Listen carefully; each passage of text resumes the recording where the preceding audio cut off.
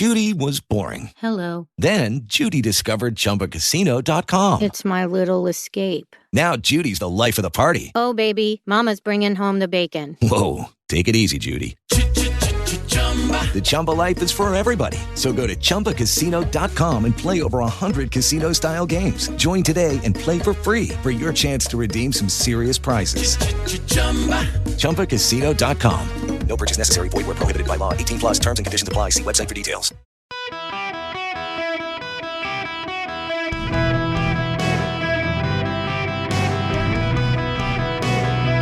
Welcome to the Eric Erickson Show Podcast, Hour 3. Hello, America. It is Eric Erickson here. Delighted to have you with me. 877-973-7425 is the phone number should you wish to be a part of the program. I would like to start this hour with a phone call from Shannon about what's happening down in Georgia. There is a runoff to decide whether or not the United States Senate will have a power sharing agreement between the Republicans and the Democrats, or will the Democrats just flat out control it? It matters for a lot of reasons. One of the biggest is because of the committees. If you're a libertarian, I mentioned this yesterday, but Rand Paul came on a couple of weeks ago, and Rand was pointing out that if the Senate stays 50-50, which it would with Herschel Walker winning, he would be equal to the chair of his committee. There would be a 50-50 split in that committee. So the Republicans, if a Democrat missed today, could absolutely take control of the committee and shut the agenda down. And in terms of generating votes, the Republicans only need a single Democrat to help them block nominees, help them block legislation. With a 51-49 Senate, if Raphael Warnock wins, the Democrats control the majority of the committees, and no Republicans will have the power to block anything. And it'll be harder to block nominees. It'll be harder to get anything done for Republicans. It'll be harder to obstruct Chuck Schumer. So if you want to stop Joe Biden's agenda and you want to stop Chuck Schumer, you got to go vote for Herschel Walker. However begrudging you may wish to do it, because I realize that some people have an enthusiasm issue there for the candidate equality matter, but you're essentially voting to help the Republicans tie the Democrats in knots by going to vote. Even Barack Obama said that in his speech. I do have to say, Obama had a funny line, and I'm going to see if I can find it. But before I get there, I want to go to Shannon. Welcome to the program, Shannon. How are you? I'm doing well, Eric. It is so nice to talk to you. I want to commend you on the courage you have to be so vulnerable with all of us that listen to you. I don't always agree with you, but I like that about listening to you. Thank you. I am your non-stereotypical kind of voter, I guess, for Herschel Walker. I have been very involved in my county with the GOP, and I've taken the time to go and meet some great and wonderful people. And I work with women who have been harmed. I work with children who have been harmed. And as I listen to Herschel Walker, there are certain things about him that I am voting for. I'm not putting my head down. I do like a lot of the bench that we have, but this is a genuine man. And one of the things that I found is I wear my Herschel shirt around when I can. Being on college campus, I don't take my politics into the classroom. They can ask me questions, but I just don't bring it to them, and we just talk about what we're there to talk about. And when I wear my shirt, though, I am amazed by how many people will just ask me, why? Are you sure? Who is this person? And a couple of Fridays, maybe it was last Friday, the question was, what can you do? You can tell people who you're voting for. You can have the courage that I've seen Herschel have on his convictions on what his beliefs are. And I'm not voting for a man. I'm voting for a person who can help me have a better America. He can help me have a lower gas prices, grocery prices. But he's also going to help protect children, because I know for the information that is out there, Warnock has not protected children. He's not going to protect against those who are seeking to make sure that anybody can be any identity they want. And if you want to follow the science, being a counselor, I wonder why we have forgotten the stages of development. Your name, Erickson, if you look at the stages of development for Erickson, it even shows that when we're allowing children to choose what sex they want to be, that's not the science. I vote for Herschel Walker, and I'm voting for him proudly because I believe in my tomorrow. Look, that's very well said, Shannon, and I appreciate you being out there and the feedback you're getting out there and talking about it. It being out there and being a volunteer for campaigns. And can I just say this honestly as a nonpartisan note? I don't want to use either party here to ridicule. Being a part of the process can be fun, and being a part of the process can matter.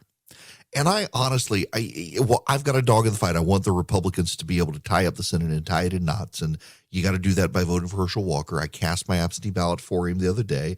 I actually got a text message this morning that my ballot had been received and processed and approved by the Board of Elections, so it will be counted on Election Day. But let me just say this. I don't care whether you're voting for Raphael Warnock or for Herschel Walker. Being a part of the process, it's part of our responsibility as an American to be in the process. You may decide you don't want to go vote for either one of these people. I'm not going to tell you to go vote. I'll tell you why it matters. But I will tell you, just being in the process, being a volunteer for one of these candidates, being a volunteer for the campaign, that's how I got started in politics. I just showed up one day as a college Republican, started working for a guy named Saxby Chambliss. He was running for Congress in 1994, and I was a freshman in college and wanted to help and got involved in politics and learned how to run campaigns and learned to be involved, and it was rewarding. I mean this sincerely. If you're a Democrat, go find a Democrat you care passionately about and work for their campaign to get them elected. If you're a Republican, go do the same thing. It's good for our society to have us involved. Now, there is a caveat here. Don't make it your idol. Because I see this happen a lot with Democrats and Republicans. You become so much a part of the tribe and the team. You resent anyone who wants to hold your side accountable. You can't allow people to speak actual truth. It's got to be catered towards your team. Don't ever get like that so that you can't understand the other side cares passionately too. I believe there are people on the far left and far right who both want to destroy the country we have. I believe there are far left progressives who really don't like freedom and the free market in this country, and what they advocate for would be deeply destructive to America as we know it. But I believe overall, Democrats and Republicans alike just have different policy values, preferences, and differences by which they believe we would be a better country. They don't hate America.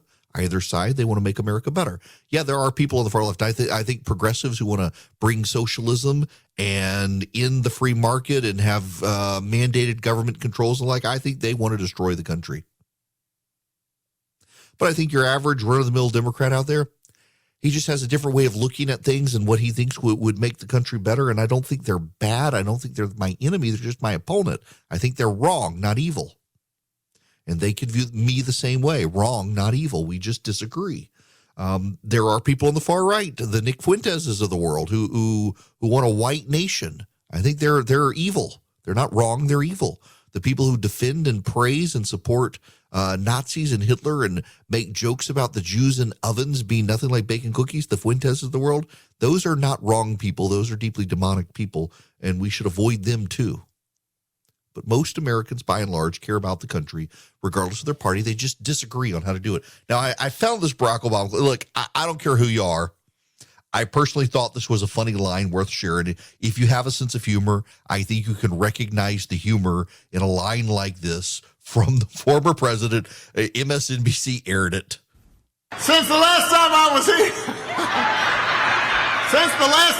here, Mr. Walker has been talking about issues that are of great importance to the people of Georgia. Like whether it's better to be a vampire or a werewolf.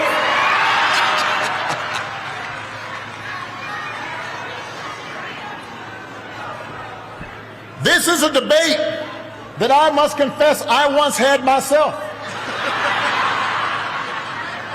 When I was 7. I don't care who you are. That's funny. It is funny. And if you can't laugh at that, you don't have a sense of humor. It's funny. It does obscure, by the way, the point that Herschel Walker was making, which was actually a good point, despite how the media has misaligned it. But that in and of itself, that statement on the campaign trail, I thought was funny. And I do think this election matters. And I know a lot of people who are unexcited by the runoff. They think, well, the Democrats already have the Senate. Why bother? And again, it goes back to the committees, and also it goes to the future, 2024. If you have a 50-seat Republican majority now, in 2 years, you only need one seat to get the majority. If you have a 51-seat Democratic Senate, you need 2 seats by the Republicans. So you're doing risk mitigation for the future as well. That's why these sorts of things matter. And you got to be engaged. Now, as to the actual lay of the land stuff, I can't read this one, y'all. And you got to be careful about the early voting. As we saw in the general election, the early voting patterns portended a very good night for the GOP nationwide. And in some places, like in New York, the early voting pattern and the election day patterns were signaling something was coming, and the Florida patterns as well, the Virginia patterns as well. But nationwide, it didn't play out that way. I mentioned at the beginning of the hour, or the beginning of the show today, the data from WPA Intelligence, and it turned out what we were seeing was actually Republican voters going to go vote Democrat by and large. That's what we were seeing in the early voting. And I don't know if we're seeing that now or not. The voting in Georgia right now for the early vote, it is not necessarily record setting, but it's pretty massive for a runoff. And unlike 2021, the voters turning out are much older, and there are more Republicans turning out than 2021, which is a good sign. Republicans are turning out. But again, Herschel Walker underperformed Brian Kemp and the GOP by 9%. So are those Republicans coming out to vote Republican, or are those Republicans coming out to vote for Warnock? I don't know, but they're coming out. The voters lean old. There's also a higher number of black voters. I assume those black voters are coming to vote Democrat, but I don't know because the data in Georgia's been mixed. What I know is that the Republicans have put a ground game on the team that outperforms Stacey Abrams. And what I know is that Raphael Warnock has brought in a lot of out-of-state workers to help him. So they're all working. They're all turning out the vote. The vote is turning out the way both sides want the vote to turn out. But I just keep going back to Walker's underperformance in the general election, and that makes me think Warnock has an edge. I just don't know. I'm not going to call this race. We'll find out on Tuesday night. There are things from the data of voters voting right now that should encourage both sides, and both sides have to keep up and keep turning out their voters. Because, yes, it's cliche, but, yes, it matters. Turnout matters. Let's pause and just talk about what's going on in the country for a moment. We got sky-high inflation. We got runaway government spending. Trust in Washington is completely eroded. When government is this dysfunctional, you got to change the course in the country. You know you have to. That's why I'm excited about the work Americans for Prosperity is doing. They're focused on policy solutions that actually improve people's lives, unlike so many in D.C., who just want to play political football and have power. Americans for Prosperity doesn't just come up with solutions. They act on those solutions. They have the largest network of community activists in the country. They are out there every day talking to millions of their fellow Americans. If you're interested in seeing how you can get started with Americans for Prosperity in your community, visit americansforprosperity.org/Eric today. That's americansforprosperity.org/Eric, ERICK. All righty. Welcome back. 877-973-7425. Should you wish to be on the program, Tom, how are you? Welcome. Hey, this is Tom Cullen. I just wanted to thank you for your faithfulness to the truth and your faithfulness in the truth giver, and mention the fact that Herschel Walker's reputation has been tarnished by Warnock by using an interview on CNN in 2012, I think it was, when he was interviewed about his book on mental health. And it was a testimony to his commitment to improving mental health. And then the second item I wanted to say is Georgia will prove itself as a state free from systemic racism because everybody voting in this election will be voting for a black man.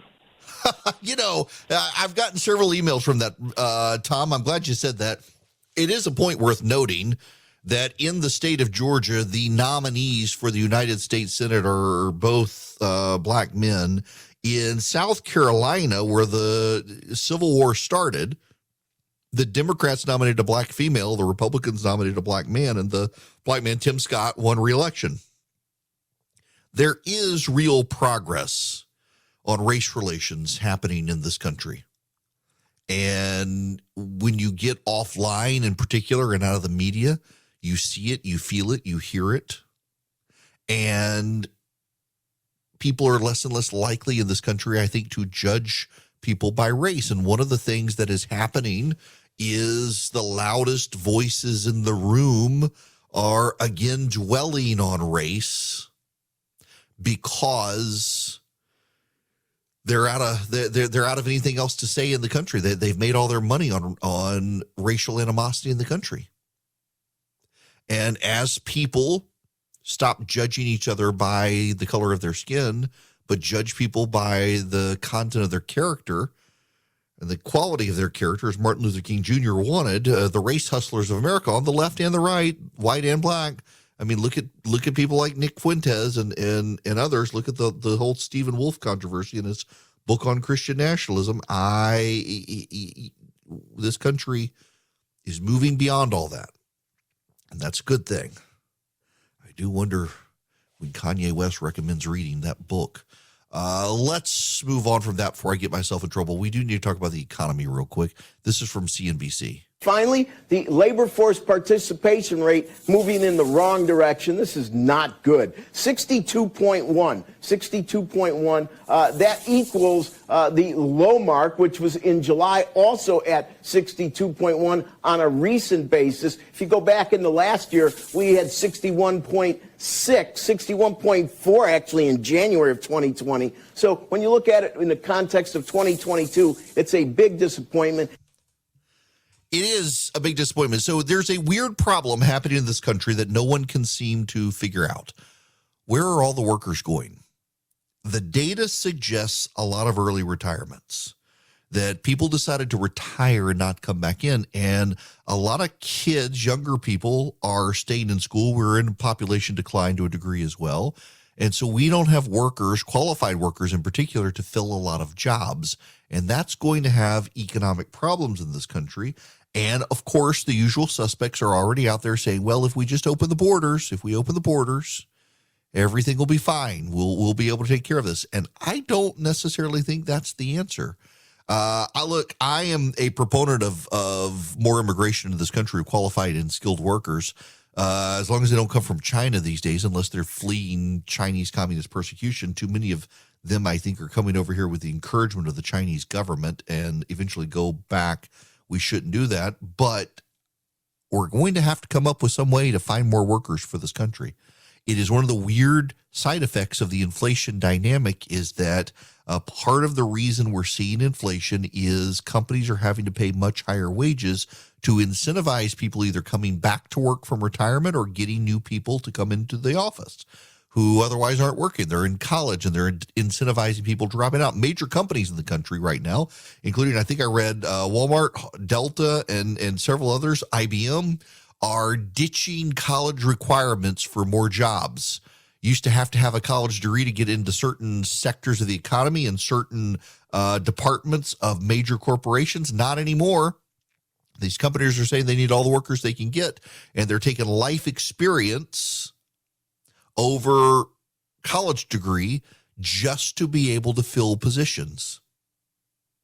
If we can't get a handle on the labor crisis, and we do have a labor force participation shortage in this country, and it's becoming a crisis, we're going to have more and more problems, and we're not going to be able to get rid of inflation, barring a major economic meltdown. The Fed is still going to raise interest rates in the coming month, probably not as much as they were.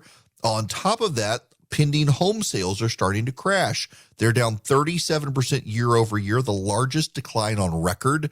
The economy is starting to go wobbly and slow down. More and more layoffs are starting to happen. We got problems out there in the country right now economically, and We'll see how successful the Democrats can be at blaming Republicans. Typically not. The president gets the blame, and what's happening is what was predicted, even as Joe Biden tells people his economy is rebounding, which it isn't. When we come back, we got to talk about Sam Bankman-Fried and the media scam. The holidays are the most exciting time of the year, and if you want to enjoy them to the fullest, you need to get the best night's sleep ever, which is why you should be sleeping under Boll & Branch sheets. They're made of the finest 100% organic cotton threads on earth. And I got to tell you, I was on my front porch the other night. I'm just going to go off the script they gave me and tell you, I convinced a friend of mine through this ad you're hearing right now to buy them. And he said he and his wife got them, and she couldn't believe he paid for Boll & Branch sheets. They're not that expensive. He took advantage of the deal, but she's like, oh, sheets like this, they must be super expensive. They're not. And then she was like, really? That was after the first wash. Now they've had them for 2 years, and he says they are the softest sheets ever. Every wash, they get softer and softer. I'm telling you, he's a believer. And now his wife's like, can't we buy Boll & Branch for every bed in the house? And he's like, we can. And they're going to, because they're the best sheets. So here now with Christmas, it's time to take advantage of this incredible deal. 25% off site-wide plus free shipping when you use the promo code ERICK, E-R-I-C-K, at bollandbranch.com. That's Boll & Branch, B-O-L-L-A-N-D branch.com. Promo code ERICK. Offer ends December 4th. Like my friend who's a preacher, yes, they get softer every wash. They're the best sheets you will own. bollandbranch.com, promo code ERICK. Offer ends December 4th. Hello there. It is Eric Erickson here. The phone number is 877-973-7425. Should you wish to be on the program. I got to play you some audio here. This is actually rather lengthy. It is Ron DeSantis answering some questions about the state of play. I want to get to this before I get to the Sam Bankman-Fried stuff, on which I got a lot to say, but you need to hear this audio. We understand, but I also got 22 million others, and we got to look out for everybody. And so we're focusing on getting things done, doing our job, and that's what we're going to continue to do. I think the election, it was interesting. We knew we were going to do well because we worked hard. We delivered a good message. We had a lot of enthusiasm, and we saw it not just in places like Miami-Dade, which was historic, but place like Palm Beach, which is even more historic. I mean, it's been almost 40 years since a Republican governor candidate has been able to carry that county. And so you see that. And, of course, we had a lot of great people running in the legislature and the Senate, and those have been big majorities. And so we knew it. We saw it on even just the early vote came in. We were winning Dade going away. And so they call the race. We see good stuff. It gets into 9 o'clock. I give the speech, and I go back afterwards. And some of my folks were like, Governor, this is not a red wave. I was like, what are you talking about? This is not a red wave. This is a 20-point. When have we ever seen that? No. Florida is a big win, but the rest of the country, we are not seeing really good performance from a lot of these Republicans. They're like, it doesn't look like we're going to be able to win the Senate. The House is going to be very close. We assumed we were going to end up with like 245 House members. We're at 222. It looks like, which is a huge underperformance. And so, the question is, why did that happen? Because the way these midterms work, someone gets elected to the White House, and then there's a reaction the other way. That's what happens almost every 2 years, and especially when people are pessimistic about the direction of the country, have a negative view on Biden. Usually those voters are going to want to vote for people that are offering an alternative, and yet some of those voters throughout the country, not in Florida, but throughout the country, even though they disapproved of Biden, even though they disapproved of the direction of the country, they still didn't want to vote, for some of our candidates. So I don't think it's a question necessarily being divided as a party. I think it's like, okay, how do you run and win majorities? And I think what we've done in Florida is we've shown that we've exercised leadership. We've not kowtowed. We've been willing to take on big interests just look at the environment, what we did coming in. Look at what we've done with some of these other things. But producing results, and then that ends up attracting more people to want to be on your team. And so that was not something that was happening, throughout the rest of the country. But I think that we really showed, how it's done in the state of Florida. And if you look about, how we performed, we know governor, Republican, has ever gotten a higher percentage of the vote in Florida history than we got in 2022. So, listen, that's a bit of audio that speaks for itself. DeSantis was able to do something in Florida and connect with non-white voters, Democratic voters, independent voters in a way a lot of Republicans around the country didn't. And we know from the WPA intelligence polling that Republicans wound up splitting their ticket more than the Democrats did. More Republicans were willing to vote Democrat than Democrats were willing to vote Republican. The state with the least ticket splitting was Florida for the Republicans, and the highest ticket splitting for Democrats. Democrats in Florida split their ticket. Democrats in Florida voted for Ron DeSantis and Val Deming, and Republicans stayed with DeSantis and Rubio. And in Florida, that helped carry them both over the finish line with double-digit win margins. But nationwide, it was the opposite, where Republicans split their ticket more, and Republicans need to ask themselves why. You know what I think. But in any event, you got to figure this out. Now, I got to say something about the Sam Bankman-Fried stuff. I don't want to bore you with the FTX stuff. It's a complicated subject that has ended in tragedy for a lot of Americans and others who have lost life savings. I am fascinated, however, by the media reaction to this guy. I want to play you some audio that has been put together.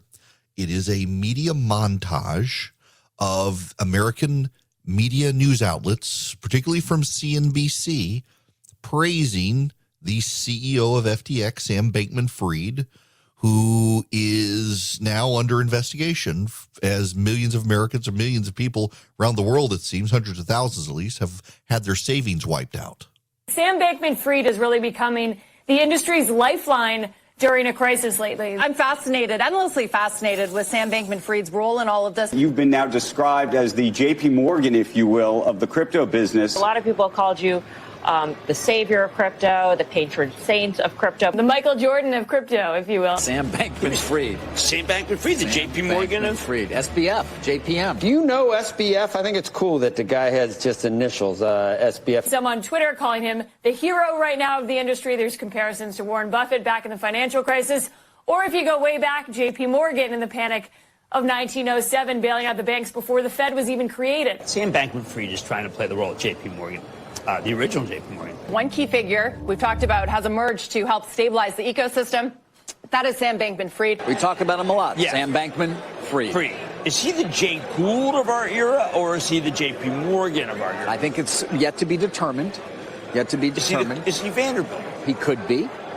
Is he Harriman? Possibly. Is he the Credit Mobilier scandal? Is he Carnegie? The aforementioned 29-year-old gazillionaire, FTX founder and CEO Sam Bankman-Fried. I love you, Sam. I'm just jealous. It's nothing against you. The CEO, though, lives a relatively understated life. For a billionaire, he drives a Toyota Corolla to FTX's offices in the Bahamas. He lives with 10 roommates and a golden doodle named Gopher. I can stop it there. It goes on for another little while. You get the hint. And now suddenly you heard Jim Cramer repeatedly praising the guy, calling him the JP Morgan of crypto. And now there's this from Jim Cramer now. That guy is a clueless idiot. Intent means nothing. Saying sorry means nothing. If you commingle, if you had no record keeping, those are against the law. It's not like they're like, you know what, I was sloppy and I feel bad and I'm sorry. No, you were sloppy, you didn't keep records. Illegal. All right. So if you're admitting to illegality, even though you think that you had no intent, the U.S. attorney does not care one whit about intent. What the U.S. attorney cares about is, did you break the law? Like, you don't go to the U.S. attorney and say, man, I'm really sorry. I didn't mean it. I didn't even hurt anybody. No, it's against the law. Okay. Now we know. Here's the problem. Multiple independent reporters who run Substacks and others began looking into FTX a while back and realized there were problems. The claims and the math did not add up. And when those small-time Substack writers went to outlets like CNBC and Bloomberg and the like, they were turned away because FTX was a major sponsor of these groups' events. Sam Bankman-Fried was in high demand by their reporters, fawning over him. To call Sam Bankman-Fried on CNBC the JP Morgan of crypto, and then have it revealed by independent non-CNBC journalists that he was a huckster and fraud, makes the network look bad. It was all damage control. Let me put this in particular perspective for you. CNBC is undergoing, not CNBC, rather, CNN is undergoing massive layoffs. They're shutting down HLN Headline News. They're getting rid of Robin Mead's Morning Express show. Frankly, they should be putting Robin Mead in charge of the CNN morning show and getting rid of the Don Lemon show. CNN is undergoing massive restructuring. Frankly, CNN should take the video feed of my show and put it on noon to 3. It'd be vastly more informative than some of their HLN coverage. The New York Times is struggling. Washington Post is shutting down its Sunday magazine. Parade magazine, you're all familiar with that? It's an inserted magazine inside Sunday editions of newspapers. It's gone out of business. The Recount, a liberal news outlet, has just gone out of business. Politico has just shut down one of its tech verticals. The media is struggling. One of the ways the media has decided to monetize itself is through conferences and events. One of the big sponsors of some of these conferences and events was a company called FTX. One of the hot commodities to get on stage at their events, Sam Bankman-Fried, the now disgraced CEO. The New York Times did an event last night. And at the New York Times event last night, Sam Bankman-Fried appeared. The event was called, what was it called? Deal Summit. Deal Summit. Now, he had previously been invited to appear even before the charges, before the allegations came out. He still appeared. He's been doing his damage control interviews. They applauded him.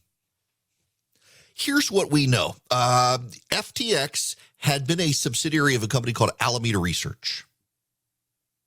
FTX got spun off to its own company. Sam Bankman-Fried owned both. He put his girlfriend in charge of Alameda Research, and he became in charge of FTX, which operated as a cryptocurrency exchange where you could exchange your crypto for actual currency or other cryptocurrency. And Alameda Research was allowed to trade on the FTX platform and was given waivers from the rules others had to play by. Over time, Alameda Research had been playing on the FTX exchange a lot and had a lot of loans, was making a lot of money, began losing the money. And other people whose money was put on FTX saw their money being sent over to Alameda Research to pay Alameda Research's loans.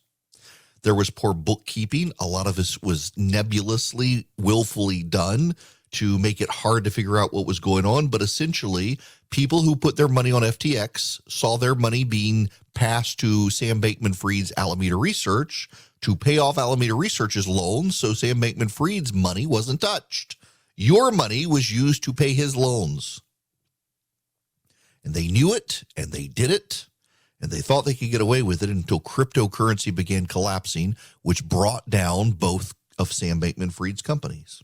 He now lives in the Bahamas in his condo that he shared with 10 others and his dog. Guess what? Turns out he doesn't know how it happened. The condo's in his parents' name. Surprise! The kid has gone on, and he's not a kid. He's a grown-ass man, but he looks like a kid with his disheveled appearance and his soft voice, and he goes on television and says, I don't know how it happened. I'm just a dumb kid. I got cocky. He's an MIT graduate with a major in physics and a minor in mathematics. He's not a dumb kid.